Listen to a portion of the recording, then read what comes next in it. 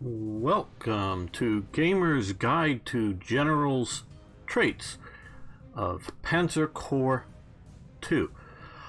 Couple of notes before we dive into this. One, I'm dealing with the beta version of the game, and I have read the manual, and they don't cover any of these in any detail in the manual. So if things change or if there's corrections, they'll be posted either in the description or pinned comments below. If I make a new version of this, we'll also put a link below so you can right now check it out if this is sometime after release to see if there's new information or better info will be links below. So get that out of the way. And on that subject, you should also subscribe to the channel so that you can get more info on Panzer Corps 2 and many other historical and military games. So subscribe and also you can like the video. Okay, now that we've got all that stuff out of the way, let's take a look at the traits. This is a great new improvement over the original Panzer Corps and old Panzer General. Your general can have no special traits and just hit accept, or you can pick out good and negative traits, and we're going to go into it first, but we're going to start with the negative. If you want, you can jump ahead. I'll start clicking things over here if you just want to see the good traits. Okay, but we're going to start with the worst traits here. I've been playing some challenges, so I've sort of gotten used to some of these traits. Okay, first thing to note, the cost. See, it says -2, and you get, basically you can grab any one of these. See, Panzer General has a cost of 2. If you want to have Inept Logistics, you can hit that.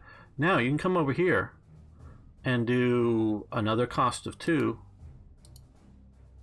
and that solves you up. But you can do like Industry Connections, you can see some here, and Deep Recon. So if you want to, shall we say, minor traits, to pay off for that. So just keep what that cost number is, and that's what it's related to. Nothing else. It's just sort of balancing traits out, because you could theoretically, I think, select all of them on both sides. I haven't actually tried that, but yeah. Okay, Inept Logistics. This is 10% of your core slots. Now, your core slots can change over time. Generally speaking, they get larger, but can be restricted for a special invasion or special operation. And so if, say, the standard starting core slots at a particular mission is 60, you're only going to get 10%, so that you'd only get 52 slots. Now, if there's enough demand, we'll look into some of the units. Different units have different quote-unquote weights to them. Some, like a bridging unit, I think will only use 1 slot. A lot of the Panzer units will, say, use 3 slots. So each unit has its own sort of number or weight in slots. So just keep that in mind. It's not a pure maximum set of units in your core slots, because you will have auxiliary slots. Say if you're invading Russia from the southern flank, you get a bunch of Romanian auxiliary units that don't affect your main core. Okay, so that's that. No overstrength units. Okay, in the old Panzer Corps, you could overstrength the unit based on the number of stars that it had. So elite units could overstrength. Now that requirement is no longer there. But, and I don't know the formula because I'm sure it varies from unit to unit, but when you buy a unit initially, you can buy it as overstrength, but it will cost you more of the slots. How much more for what, I'm not quite sure, but you can overstrength the unit. Taking this one means you can't do that. So this is like an easy one, maybe, if you want to balance out something else. Denied Air Force, you cannot purchase air units if they come with as part of the mission type element. They will be there, but not in you can't purchase new ones, even for non-core stuff. Denied artillery, like Similar to denying Air Force, no artillery. I really don't recommend either of these. So many of the attacks, in my opinion, require artillery, you know, taking towns and that type of thing. And Air Force, I just don't think there is a anti-air veteran here, but I just don't think you're going to be able to deal with the enemy's air without some air support. Okay, so I don't recommend these two, but if you want to challenge, I'd only pick one of them, not ever two of those. Retrograde. New equipment is 6 months later than normal. This basically has a historical clock that says, oh, 1943, that's when Tiger 1 showed up. Or, you know, particular date, I don't know what it is in there. This will be delaying whatever, and so that'll be your chance to buy it sometime starting in 43. This will always be 6 months later than what the game normally puts in new equipment options. So everything is late. You're just not getting good modern equipment. Always going to other generals. Elite replacements are limited to 3 times per mission. So basically, you're talking that you're going to be stuck with a rather heavy, or rather mainly green army here, unless you can build up. It's going to be hard to build up experience on units, and it can be hard as it is, anyways, especially if you're playing at a harder level. Okay, delayed reinforcements. This is another critical one. Once you start a mission, any unit, like one of these 15 strength infantry units here, once it takes combat losses, it cannot be replaced until the mission is over. So you can easily get units that become useless with this. So that's another really bad, because they just don't have any strength to attack, hardly have any strength to defend, and so either you need to suicide them, because you can get new units, buy new units if you have the core slots open and the prestige points to buy them, but you cannot reinforce them in the middle of the mission. So if they get weak enough, just suicide them if you're going to play this and buy a new unit, because otherwise, now if it's last few moves of a mission and you're almost won, fine, then you can get reinforced replacements once the mission is over. Poor maintenance. This is one that is maybe not so bad, but can really affect you at a critical time. Breakdown due to poor maintenance. So basically, randomly, you'll lose movement points and attack actions at the beginning of each turn. So at times I've had, say, my one Ju-87, the Stuka, that I want to go out and bomb, and then I go, oh, go over the target. No, it'll fly there, but it's not going to bomb this turn. So that's, and or a tank unit won't attack this turn and will move less than normal. So poor maintenance. May not be a critical thing if you're balancing off against a couple of good positive traits, but can be annoying. Chaotic fire. Units spend 2 points of ammo on each attack instead of 1. If a unit has 1 ammo left, it will shoot at half strength. So supply ammunition is a very real element in this game. Some units, some of the self-propelled artillery particularly, have very few rounds of ammo on them, so they're going to have to stop, get new ammo more often. Maybe not so critical, but still a thing. Inefficient supply units reduce supply at the beginning of each turn of their turn. There are supply values. You can get units encircled, which cuts off their supply.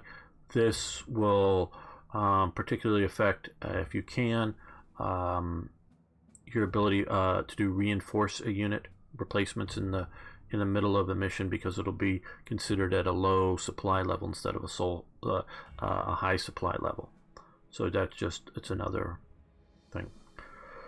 Poor ground control. Enemy units can freely move through zones of control. Okay, this has been critical in some of the missions that I've been playing.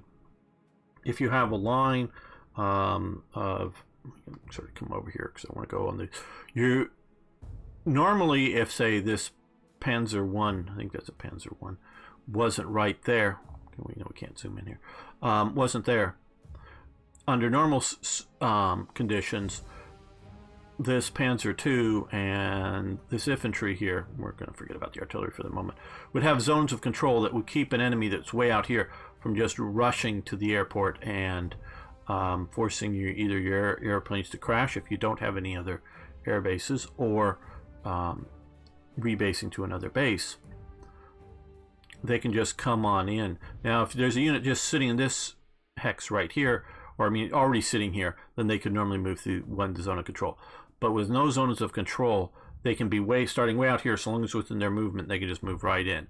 So this, although it's a -3 cost, so they're realizing that this really allows the enemy to zip through everything. You have to keep a solid, if you have particularly mobile enemy tanks particularly, you have to keep a solid line or critical hexes, whether it be air bases,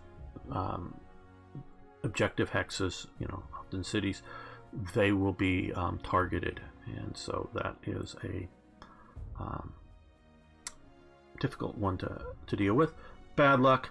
Okay, whenever you go to plan to attack another unit, you sort of move next to it or whatever, and it shows you the likely results of the combat. Well, bad luck, it'll never be better than those likely results. It can be those results or worse, but never better than predicted results. Not so bad, only has a negative cost of 1. Trench slog. Each attack deals 1 point less damage to the enemy's entrenchment levels. So depending on the type of terrain, open terrain, have poor levels of entrenchment,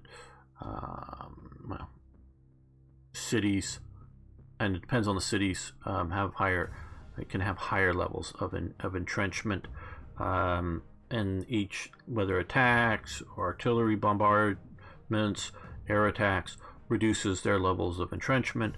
This just does it does it more slowly. Okay, slow modernization. Can upgrade no more than 3 units per mission. Only change of unit type is considered an upgrade. Transport upgrades and overstrength does not count. So say if you want to upgrade the Panzer 1 to Panzer 2 or Panzer 3, 4, whatever, you can only do 3 per mission. So just sort of more slowly allows you to upgrade your forces over time. Fear of the unknown.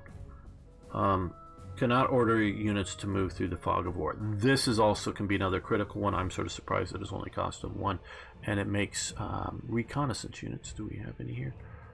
They're just not deployed back here, I guess, or are they up here? No. Okay. Reconnaissance units. They can move 1 hex and then move another hex, move another hex, and move another hex, and slowly reveal your fog of war. But your regular type of units get only 1 movement. So whether it moves 1 hex or its full movement factors, you can't continue to move forward. So it just depends, say, on your speed of movement. So this can make Panzer thrusts particularly very slow.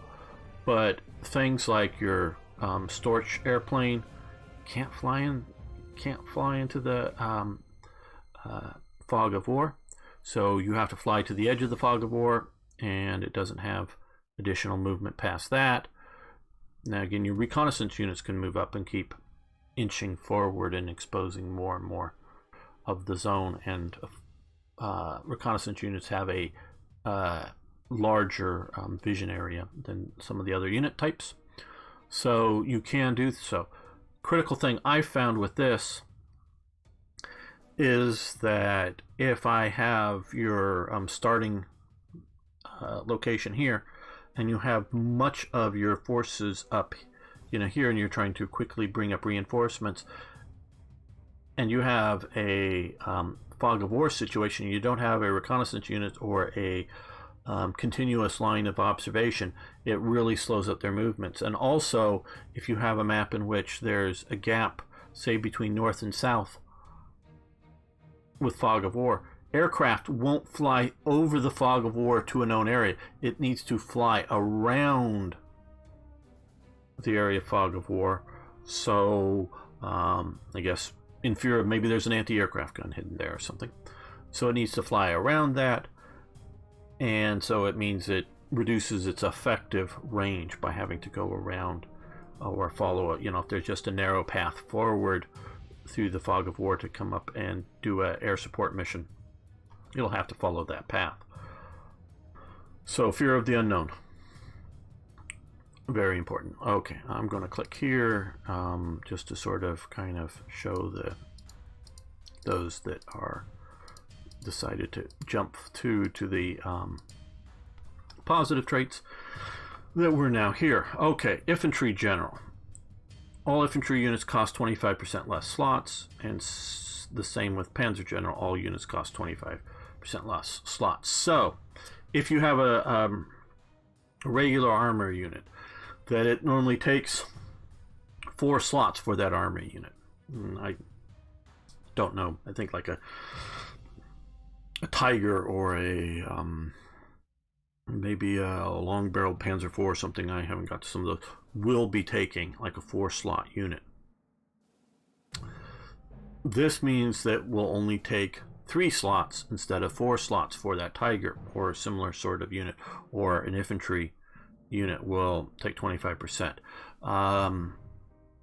So it's probably not. I don't know if it's rounds factions. Again, fractions, not factions. Fractions. If it rounds fractions up or down. I did read through the manual, and they just said that this exists. There's also in the manual that I was reading sections with notes that need to be filled in. So they're still working on the PDF at the time of making this. So I don't know if it rounds, or like say if you have 4 infantry unit, each that a half, each like say 2 or whatever 2 slots. If you have a bunch of those, does that all round down to then throw in a whole nother full unit? I don't know, but generally speaking, it's this. Okay, industry connections gets 10 to 15 random prototypes in every mission except the first. Okay, prototypes are regular type of equipment, of units. Just early, their example, because I looked this up, is the Tiger 1 was introduced in 1943. Let's say because of your industry connections, you get a chance to get some in 1942. Now, they won't be regular units yet at that point.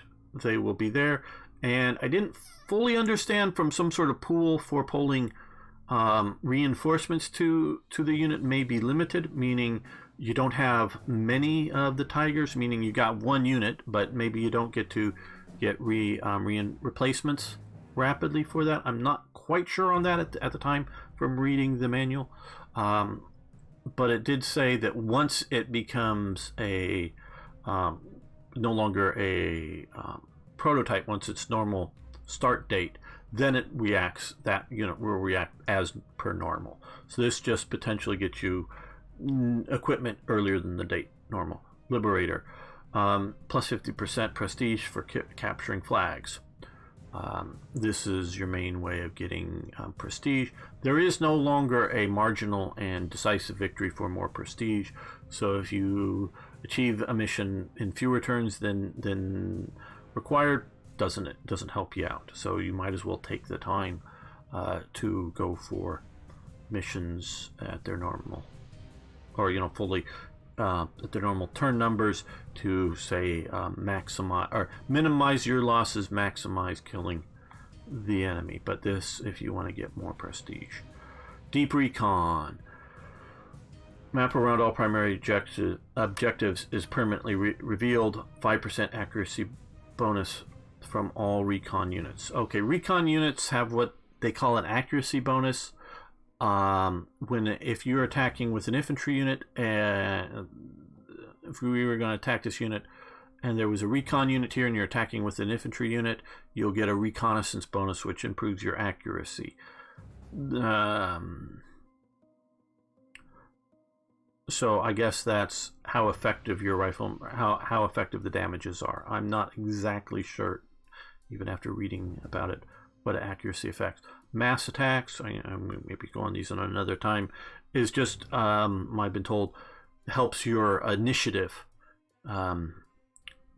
So you fire first, more likely than normal, and that type of thing. So you do the damage first, and then their weakened unit has an operation attempt to do damage to. So this supposedly accuracy bonus from all recon units, so it's a greater accuracy bonus. Operational initiative. All units get a +4, 3, 2 initiative on the first 3 turns and 1 on all subsequent turns. So basically, you're blitzing the enemy faster, and so it's an unexpected attack. So you really hit things fast. And I've noticed this playing the start of the Barbarossa campaign without having the operational initiative trait. The early attacks just do devastating attacks against the Soviets, and they're figuring that as just the overall surprise. Master of Blitzkrieg, all tanks get +1 movement point and cross minor rivers easier, so less of a movement penalty, more movement bonuses. Very good for going in. Battle Academy, 25% experience growth. This really helps offset using regular green replacements for at least minor casualties of a unit and growing experience. I really love to have, from playing the old Panzer General and Panzer Corps, units with very high experience levels. It's really good to have.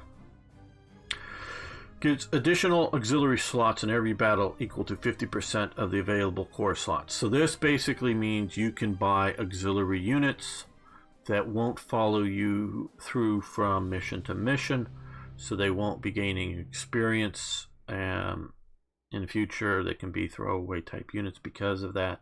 Can be quite helpful for doing that. Okay, trophies of war.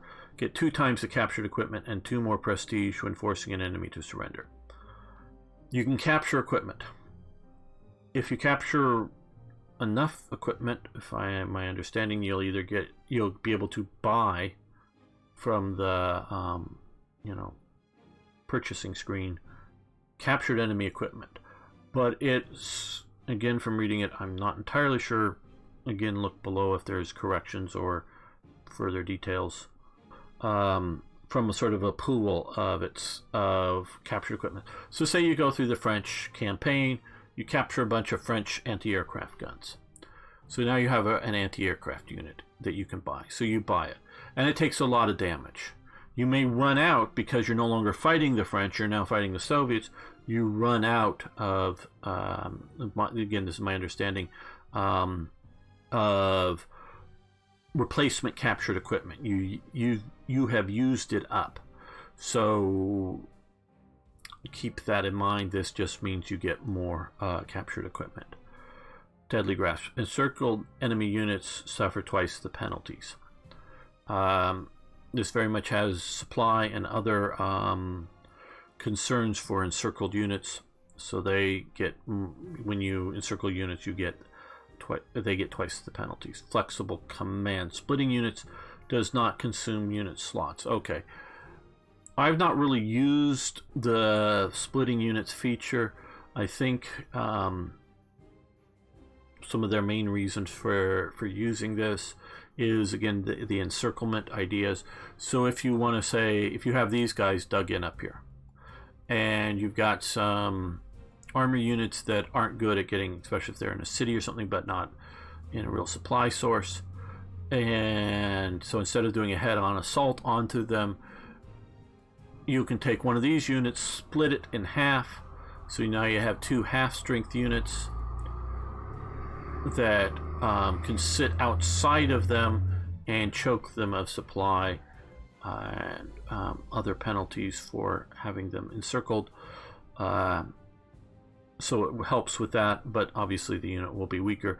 you should be able to recombine that unit at some point if you wish. This just allows to do so without consuming unit slots. Killer team. Start the game with 3 additional heroes. Heroes are another great new addition. They're sort of personalities to be attached to units that have effects.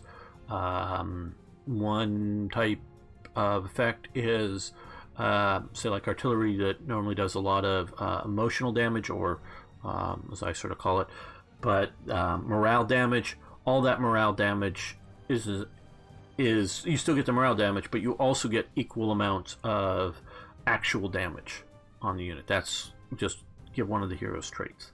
They can have different traits. You can attach those to various units. So you start out with 3 additional heroes at the start, so you have this sort of killer team. I'm pretty sure from my playing, if the unit gets fully killed and there's a hero attached to it, that hero is lost. Just keep that in mind about sacrificing units. Okay, anti-air veteran. Anti-air units inflict outright kills instead of suppression. So this would be as if you had, just talking about a hero instead of what they're calling suppression, I guess, here, but the sort of morale damage. It just inflicts losses against, more losses against air units. If you were using denied air force, I would strongly suggest this one. I just wouldn't do either of those for a real playthrough. But challenge playthrough, sort of like I've been doing with all the bad traits. I have a series that's currently going on with all the bad traits except for these 2. All at once, no good traits. So I've been playing with all this, and it's a real handicap. Okay, perimeter control. Friendly unit in a hex cancels enemy zone of control in that hex. So they have zones of control. If you have a friendly unit here, it cancels out their zone of control. So things like supplies can move through that zone of control. Things like if there's if you were to have a unit here, an open hex, another enemy unit here, and you move one unit to here, so that now has zone of control, then another unit from back here can move through this one hex here who doesn't have enemy zone of control, through this hex here because they no longer have a zone of control, to this hex deeper behind them, now into their zone of control. So this can be a pretty good one for punching deep and around the enemy if you're doing so. So that is my look at leaders' traits. Of course, you get to type in, if you wish, name of your general, whether you want to use yourself or a historical general. Knock yourself out. So you can balance it out. Say like Panzer General. If you just do chaotic fire, that will then, because you start with a bonus of 2. You can just grab 1, again a minor 1, insufficient supply or bad luck, trench slog, I don't know. But you can grab basically any one of those. So you can dig in. We play on various leader traits. So I hope this helps you in selecting the traits. Again, if you haven't already, please subscribe to the channel, like the videos, post comments, questions. If I get enough questions, make a new video, including on other topics of Panzer Corps 2. And again, I've made this off of the beta version, so things may change and you may be looking to see here later, so check below for updates. Yeah, questions, comments, suggestions, tips, corrections. Thanks so much, everyone. Happy gaming.